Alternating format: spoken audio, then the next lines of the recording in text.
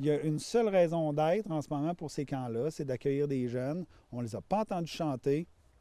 On n'a pas eu de file à la cafétéria, pas de bivouac, pas de grands jeux. Même si on les avait l'été prochain, juste en mini-groupe, ça serait déjà une grande victoire.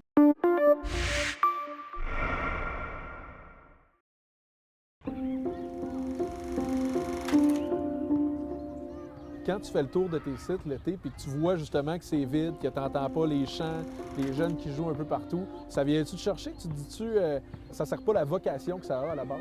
C'est désastreux un camp vide.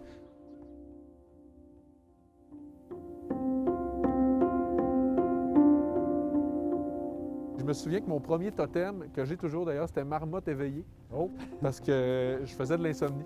Été 95. Non, écoute, moi, c'était Fougère calme, mon premier totem. Fait que si tu cherches le double sens, là, je parlais pas pantoute. Gabriel Bigawet, directeur général des camps Odyssée. C'est bon, ça? Si on s'attarde sur les camps de vacances qui sont Minogami et Trois-Saumons, combien de jeunes ces sites-là respectifs accueillent par été environ? On va, par été, là, accueillir environ 10 000 personnes, là, un petit peu moins, un petit peu plus, tout dépendamment des étés. Pour cette année, les classes scolaires, on oublie ça. À l'été, le camp Trois-Saumons et Minogami vont avoir environ 1500 campeurs chacun. Vous employez combien de gens à peu près chaque été? Trois-Saumons, c'est un camp de 150 employés environ. Minogami, c'est un camp de 180 employés. Nous, on a beaucoup de familles qui viennent. Là, les grands-parents sont venus, les parents sont venus, les enfants viennent comme campeurs au camp. Puis c'est sûr qu'on a des espèces de cris du cœur tout le temps, mais surtout aussi des questions.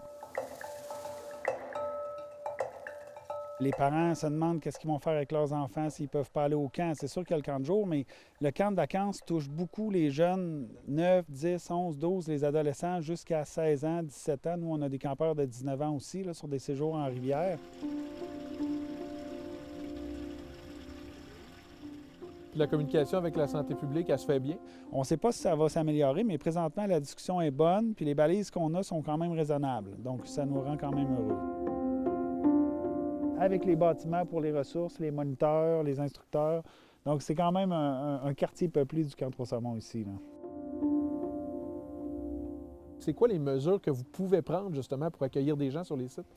La première clé, c'est les bulles. Ça s'est fait en camp de jour, ça se fait en milieu scolaire. Les jeunes qui vont s'inscrire au camp vont être dans une bulle, puis ça va permettre de vivre le camp en bulle et non pas à 2 mètres de distance, les masques partout ou quoi que ce soit. On sait que ça va nous prendre de la désinfection. On sait qu'on va avoir besoin d'éléments de protection pour nos moniteurs, les gens qui travaillent en cuisine. Mais ça va être vraiment la logistique de bulle. Puis comment on fait pour que les gens arrivent ici sécuritairement et repartent sécuritairement. Peut-être qu'il peut se passer n'importe quoi d'ici l'été, mais d'ici l'été, il peut se passer plein de choses positives aussi et ça fera en sorte que les balises qu'on est en train de mettre en place avec eux, puis quand je parle de eux, puis nous, c'est l'Association des camps du Québec, c'est pas les camps Odyssée, nous permettrait, on pense, de peut-être faire du camp de vacances. Donc, on reste optimiste. Donc, c'est ici, habituellement, qu'on fait nos grands bivouacs. On peut être 350 à 400, 450 personnes ici. Ça rentre au grand complet, là. Les huttes sont toutes cordées. Mais des grands rassemblements comme ça, on ne reverra pas ça avant un bout, là. Puis je pense que tout le monde va avoir hâte, là. Justement, ça me manque, moi, les feux de camp. C'est là que j'ai appris à en faire un feu. Tu veux-tu nous en partir un? Non, je suis occupé, Gab, on est en reportage. Mais ultimement, il y a une seule raison d'être en ce moment pour ces camps-là, c'est d'accueillir des jeunes. On ne les a pas entendus chanter. On n'a pas eu de file à la cafétéria, pas de bivouac, pas de grands jeux. Même si on les avait l'été prochain, juste en mini-groupe, ça serait déjà une grande victoire parce que on leur redonnerait ce qui leur appartient. Là. Nous, si on fait ça, c'est pour les accueillir puis pour leur faire vivre cette expérience camp-là, finalement. Là.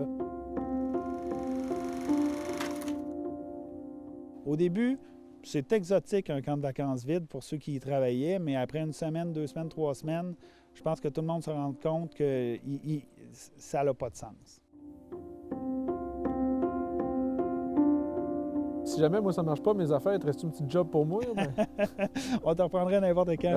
C'est vrai. Ouais.